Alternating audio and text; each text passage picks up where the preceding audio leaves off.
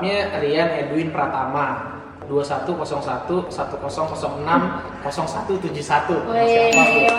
Ya, cuma kalau di kampus, saya angkatan 2006. Cuma kalau di 2006, 2007, 2008 kalau nanya Rian pasti nggak tahu, pasti bingung karena banyak yang kenal Kiting. Jadi kalau orang taunya Rian mana? Rian Kiting. Gila dari SMP sebenarnya, cuma ke bawah-bawah sampai SMA, sampai kuliah lah pokoknya, bahkan sampai sekarang kalau di grup-grup alumni gabung pakai display name Rian Pratama, orang nggak ada yang kenal nih siapa nih, dikira alumni nyasar gitu kan. Terus udah diganti Rian Kiting, oh ini Kiting. Rasanya pasti seneng banget akhirnya setelah udah lama banget kayaknya udah nggak inget kapan terakhir kali main ke Vcom. Jadi pas kemarin ditawarin, diajakin, terus syutingnya juga di Vcom, excited, seneng banget bisa mampir ya, meskipun harus weekend gini ya, sepi gitu kan. Coba kalau lagi rame lebih seru lagi. Jawaban jujur apa jawaban bohong nih? Jawaban aslinya waktu itu pas join, Hima Humas tuh ceweknya cantik-cantik pokoknya semua. Senior saya tuh cantik-cantik semua pokoknya, 2005, 2004, 2003 gitu. Itu alasan yang jujur. Kalau alasan ke orang tua, karena di komunikasi sendiri saya sendiri tertarik. Kalau Humas kan dulu ngomongnya banyak kan image, citra gitu ya. Dulu tuh belum kepikiran buat ngebayangin kayak gimana caranya biar kerja di PR perusahaan gede. Kebayang cuman gimana caranya bisa bikin self branding image, gimana caranya bisa punya reputasi bagus buat diri sendiri gitu. Jadi memang awal-awalnya milih masuk Humas tuh ya gimana caranya pengen bisa punya image yang bagus, reputasi yang bagus. Nah, belajarnya di Humas, baru nanti mungkin kedepannya bisa diimplementasiin buat kerjaan. Sesimpel itu waktu itu. Pro itu pastinya semua yang udah ada di Humas, mau yang alumni mungkin sampai yang masih kuliah, kalau ngomongin pro pasti jadi bagian yang susah buat dilupain lah ya, pasti ada kenangannya sendiri. Pro waktu zamannya saya itu karena yang pertama kalau pro aja itu satu-satunya apa sebutannya ya? Osjur ya, ospek jurusan yang beda sendiri. Secara visual aja udah beda sendiri, nggak tahu ya. Kalau sekarang dulu kan kita setiap pro itu harus pakai dandanan full kayak ke kantor.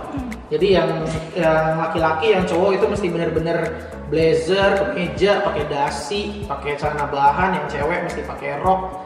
Itu udah kayak simulasi kita ke kantor betulan. Itu by the way pro juga jadi salah satu daya tarik. Kenapa akhirnya saya milih Humas ya, kayak osjurnya keren banget gitu, mau kayak gitu. Ternyata pas udah ikut osjurnya, kacau, sama juga dibentak-bentak juga, dimarah-marahin juga. Tapi seru karena di sana jadi yang tadinya mungkin nggak terlalu banyak kenal sama temen seangkatan, jadi banyak kenal. Waktu itu 2006 3 kelas Humas A, B, C. Pas di pro jadi lebih banyak kenal sama temen, pengalaman begadang bareng. Dan di situ juga kita pertama kalinya akhirnya juga jadi lebih dekat dan kenal sama senior ya. Karena kan goalsnya dari pro kan nanti setelah pro kita bakal masuk ke Hima gitu. Jadi pengalaman yang seru banget, apalagi nggak tahu sekarang masih ada apa enggak, ada malam dewa gitu, begadang. Ke kantor sih rapi gitu kan, tapi padahal itu sebenarnya di balik itu kita nggak mandi gitu. Itu ada lah, semua nggak sempet karena saking begadang ngerjain tugas-tugas, tapi seru sih. Berkesan MPK. MPK. Ada nggak yang jawab MPK kalau orang diwawancara? Apa tuh Kang MPK? Udah nggak ada ya sekarang ya. Metode penelitian komunikasi. Jadi ada MPK 1, MPK 2. Kalau sekarang jadinya metode riset. Metode riset. Oke, itu berkesan. Kenapa? Karena saya ngulang berkali-kali ya. Luar biasa. Kalau yang paling diingat, yang paling saya suka, mungkin mata kuliah yang banyak praktek, kayak fotografi waktu itu barengan sama Pak Anwar Sani. Terus ada juga PR writing sama Bu Yanti. Terus ada publisitas, waktu itu saya sama Bu Susan. PR event juga waktu itu, saya PR event sama Bu Susan. Itu seru banget sih, sampai sekarang masih keingetan. Itu MPK. Pokoknya hidup MPK. Karena namanya apa? Metode riset ya, namanya metode riset. MPK, itu karena ya belajar tentang gimana caranya ngolah data gitu kan. Saya kan masuk ke komunikasi, masuk ke humas kan tujuannya kan supaya kabur dari matematika ya kan, yang memang nggak jago ngitung. Cuma ternyata di MPK ketemu lagi gimana caranya bikin riset kuantitatif gitu kan, bikin kuesioner, bikin hipotesis. Dulu yang paling aktif saya tuh dulu di CC, Cinematography Club ya, bikin film, pokoknya kerjaannya bikin film lah, syuting. Itu saya aktifin dulu di Cinematography Club, pengurus inti juga di sana. Terus yang mungkin yang juga lumayan aktif, yang pastinya paling aktif ya Hima Humas. Saya join bahkan 2 tahun tuh berturut-turut. Yang pertama di tahun pertama sebagai pengurus, tahun berikutnya sebagai anggota, terus belum lagi aktif di panitia ospek ya, ospek fakultas. Waktu itu saya di bagian dari departemen tatib ya. Wah, hidup tatib sampai sekarang. Di luar dari itu mungkin banyak aktivitas yang kaitannya sama olahraga ya, karena saya dulu juga bagian dari futsal, itu kosmik dulu namanya kalau nggak salah. Cara mengatur waktunya mungkin nggak ada yang spesifik ya. Pokoknya kuncinya buat saya adalah jangan telat bangun kuliah, itu aja. Gitu ya, jangan telat bangun kuliah. Jadi nggak ada cara yang spesifik buat ngebagi waktunya. Cuma kembali lagi tanggung jawab. Mungkin buat saya challenge-nya yang paling diingat adalah tentunya mengelola uang bulanan. Gitu. Gimana caranya harus berhemat? Gitu, karena gitu kita dikasih, saya kebetulan tuh dikasih uang bulanan harus cukup ibaratnya dalam sebulan untuk ya kebutuhan yang memang kebutuhan utama gitu ya sehari-hari, termasuk juga untuk kebutuhan foya-foya gitu. Jadi harus seimbang gitu kan. Gimana harus kelolanya, jangan sampai ntar di tengah bulan udah habis. Nah, itu yang paling utama. Tadi saya sempat bilang gitu kan, gimana cara bagi waktu antara kuliah sama kegiatan di luar. Mungkin banyak yang berpikir bahwa yang namanya kuliah targetnya adalah cepat lulus gitu. Yang mungkin saya pengen coba sampein di sini adalah targetnya tuh jangan dibuat target cepat lulus gitu. Targetnya tuh sebisa mungkin target kalian adalah untuk cepat sukses gitu. Jadi ya cepat lulus sama cepat sukses itu belum berarti sinkron ya gitu. Kita bisa aja cepat-cepat lulus, tapi kalau ternyata begitu lulus bingung mau kerja apa, belum tahu passionnya di mana, skill yang kita milikin juga mungkin belum cukup, ya ujung-ujungnya kan buat sukses juga ya masih harus ada jalannya lagi gitu. Jadi buat saya mungkin titipan buat teman-teman semua yang saat ini mungkin masih di bangku perkuliahan, udah kayak paham banget, udah kayak paling sukses banget. Enggak, saya juga belum sesukses itu, masih merintis. Tapi yang pasti adalah pastiin pada saat kalian berpikir untuk keluar dari Vkom, keluar dari humas, itu kalian udah bawa sesuatu. Ya karena itu tempat di mana kalian dalam tanda kutip bisa bermain gitu. Banyak yang kalian bisa bawa. Kalau kalian udah di luar dari lingkungan ini, kalian nantinya udah di dunia kerja, itu tuntutan dan targetnya akan jauh lebih banyak. Ya kan? Di sini ibaratnya kalian masih bisa belajar, masih bisa nyobain kegiatan ini dan itu. Coba kumpulin deh, jadiin bekal buat dibawa keluar nanti. Jadi jangan sampai kepikirannya adalah saya pengen cepet-cepet keluar dari sini, tapi pas nanti udah keluar ternyata baru sadar, waduh, saya belum bawa apa-apa nih gitu. Paling itu. Saya sekarang kerja di salah satu perusahaan startup. Jadi mungkin ever since lulus, saya lulus di tahun 2011. Ya, mungkin dihitung-hitung agak telat, sekitar 5 tahun tuh, tapi 2011 alhamdulillah gabung di Lipo. Ya mungkin kalau teman-teman semua familiar di rumahnya pakai internet TV kabel First Media, saya pertama kali gabung di Lipo First Media. Cuma kebetulan di tahun itu sekitaran 2012-2013 itu lagi booming-boomingnya tech startup. Dan ibaratnya saya jatuh cinta lah sama startup sampai sekarang. Jadi sampai sekarang karir saya selalu di dunia tech startup, teknologi startup gitu. Dan sekarang mungkin nggak terlalu berkaitan secara langsung, saya sendiri bergabungnya di bagian komersial, business development, sales and marketing. Jadi kesibukannya sekarang di situ. Kenapa milih bekerja di bidang sales? Yang pertama, saya suka duit.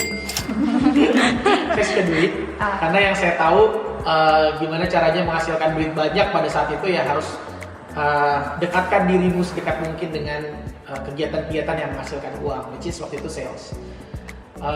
Setelah ngambil, akhirnya memutuskan ambil jalan itu dan sampai sekarang gitu kan ternyata wah tidak semudah itu ya. Cuma saya sendiri nggak menyesal karena banyak banget ilmu yang bisa dipelajarin, terutama kaitannya sama komunikasi ya. Saya dulu sebagai sarjana ilmu komunikasi ya kepake ternyata gitu ya pada saat harus nge-handle klien, pada saat ngelakuin presentasi ke prospek gitu. Dan apalagi di dunia startup, kemampuan kita berkomunikasi itu untuk bisa nunjukin kemampuan kita itu keren, kepake banget. Kan beda ya mungkin sama perusahaan-perusahaan konvensional di mana kita lebih banyak di belakang meja. Di startup tuh kemampuan komunikasi tuh banyak banget kepake. Dan meskipun saya sendiri as a sales, di startup kita benar-benar dinamis, nggak cuma terbatas ngerjain sales doang, bisa diekspos ke bagian produk, bagian bisnis, ke bagian marketing. Jadi menarik sih saya ngelihatnya dunianya.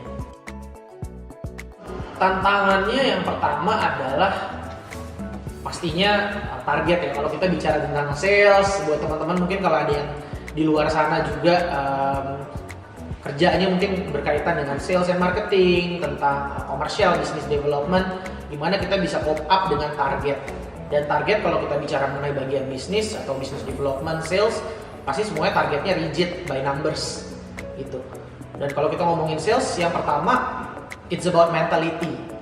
Gimana caranya kita punya mentalitas ya how to achieve gitu. Jadi dari 0 ke 100 itu kita nggak yang cuma tutup mata terus tiba-tiba jeng-jeng dapat 100 gitu achieve, enggak. Pastinya ada mungkin step by stepnya in how to achieve the target gitu. Itu ya mentalitas kayak gitu sih yang mungkin kita perlu semuanya punya ya. Kalau memang akhirnya ada yang memutuskan atau mungkin ada yang kecebur gitu ya, karena kalau saya selalu bilang kalau ngomongin sales, someone yang akhirnya masuk di dunia sales atau business development itu either by faith atau by fate ya. Itu karena memang kalian have faith di dunia itu atau ya memang karena takdir aja, tidak ada pilihan lain, akhirnya kecemplung masuk di situ, tapi mau nggak mau harus dijalanin ya. Daripada kita ngeluh atau apa ya, coba di-build sekarang mentalitasnya. Dulu pas Kang Rian terjun ke dunia startup, ada kayak culture shock gitu nggak Kang? Atau kayak aduh pasti pertama kali karena dulu saya pertama kali kerja itu dari perusahaan yang memang udah mature lah ya. Siapa yang nggak tahu Lipo gitu kan, dari kita kecil aja udah banyak banget bisnisnya gitu kan. Kita ngomongin Lipo, perusahaan yang sangat-sangat mature, dimana semuanya serba ada, udah jelas struktur organisasinya, levelingnya, benefitnya gitu. Lalu saya pindah ke sebuah perusahaan startup. Waktu itu saya gabung di Bright Story. Kalau mungkin teman-teman ada yang tahu Bright Story ya, yang sekarang udah jadi bagian dari Tokopedia, yang waktu itu berhasil menikahkan Glenn dan Chelsea, Sandra Dewi dan Harvey di Disneyland gitu. Itu dulu Bright Story. Itu perusahaan startup di mana tempat saya kerja pertama kali. Kalau ngomongin culture shock udah pasti, karena pertama kali masuk ke sana, jangankan ada ngomongin struktur organisasi ya, itu saya langsung reporting ke CEO. Jadi nggak ada lagi kayak head ini, head itu, kayak very fluid ya, nggak ada batasan-batasan. Ngomongin benefit, asuransi dan lain sebagainya itu belum ada. Itu agak jomplang jadinya dari sebuah perusahaan yang memang segalanya memang udah diatur, udah di set, masuk ke sebuah perusahaan yang ya kita sendiri kayak main Lego ya.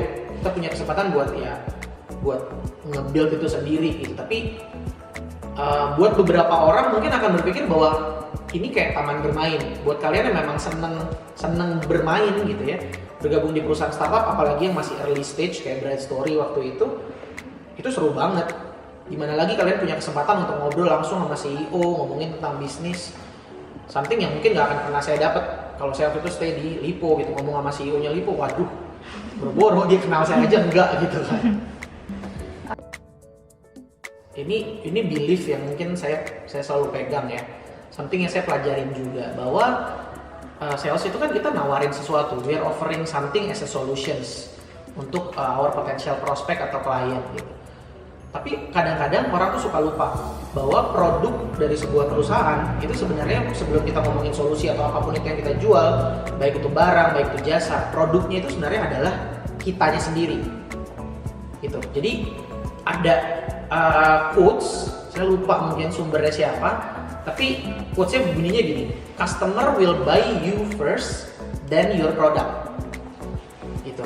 Jadi orang tuh bakalan beli kitanya dulu. Jadi kalau orang udah nggak percaya sama orang, karena kalau ngomongin sales saya sendiri banyak di B2B ya, mungkin B2B itu bedanya sama B2C. Kalau B2C kan lebih ya mungkin massive. Kalau B2B kita one to one gitu, ngobrol sama procurement, ngobrol sama orang marketing gitu, atau ngobrol sama ya siapa itu usernya. Mereka tuh harus bisa percaya atau trust dulu sama kita nih.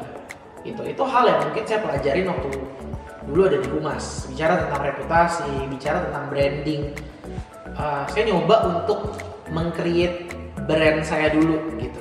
Jadi supaya orang yang pada saat ngobrol sama saya, kalau bisa inget oh ini Rian dari perusahaan X misalnya gitu, dan dia nyaman. Kita bisa nge-create sebuah branding diri lah, self branding, image branding buat diri sendiri, bahwa oh gue mau beli produknya perusahaan X karena salesnya si Rian gitu. Kenapa? Karena mungkin dia orangnya proaktif, atau mungkin karena dia orangnya selalu available setiap kali kita butuh bantuan, ada masalah atau apa. Jadi hal-hal yang berkaitan dengan self branding itu yang mungkin saya coba pelajarin, dan gimana caranya pas di luar ya I try to be a product of my company dulu nih sebelum bisa jualin atau nawarin sesuatu ke klien. Gitu kali ya. Jadi kalau ditanya pencapaiannya, saya masih bisa stay sekarang waras gitu ya, dan akhirnya masih bisa berkarya, masih bisa bekerja. Itu buat saya jadi satu pencapaian. Mungkin kedengarannya sederhana, tapi percayalah di luar sana banyak orang yang mungkin bener-bener kesulitan ngalamin itu. Jadi untuk bisa bertahan aja dengan kondisi yang mungkin di beberapa tahun terakhir ini very uncertain, itu buat saya pencapaian banget. Masih bisa bertahan, masih alhamdulillahnya saya sekarang mungkin udah berkeluarga, punya istri, insya Allah soon to be bakal punya anak, mudah-mudahan, mohon doanya supaya lancar. Itu udah pencapaian tersendiri sih. Pesan utamanya sih paling tadi ya, mau echoing yang tadi sempat saya sampaikan, bahwa sebisa mungkin teman-teman tuh punya goals.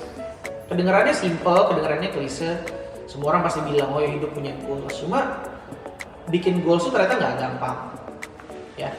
Bahwa kalau nanti kalian mungkin bisa googling aja, ada yang namanya SMART goals ya, ada singkatannya itu. Saya aja lupa. Salah satunya itu harus bisa achievable gitu ya, harus bisa dimonitor, harus ada timelinenya.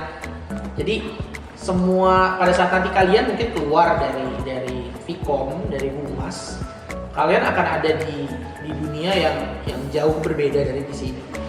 Mungkin kalau kita ngomongin kampus, itu semuanya udah ditata gitu ya. Hari ini harus kuliah apa, besok kuliah apa, semester ini SKS-nya berapa gitu kan, lulus ya baik kapan. Di luar sana pagar-pagar itu nggak ada guys, nggak ada. Trust me, nggak ada. Jadi kalian yang akan setting sendiri, kalian akan nentuin tuh.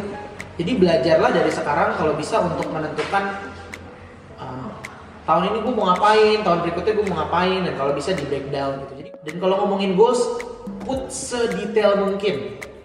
Ya, kalau kalian mau kerja, kamu mau kerja di bidang apa? Pengen punya banyak duit, berapa banyak duitnya?